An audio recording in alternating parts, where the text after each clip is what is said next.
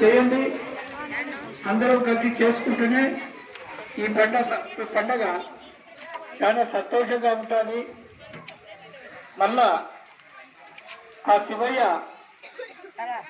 మరొక సంవత్సరానికి కానీ మనకి ఈ అవకాశం ఇవ్వడు. వైఎస్ఆర్ నగర్ అంటే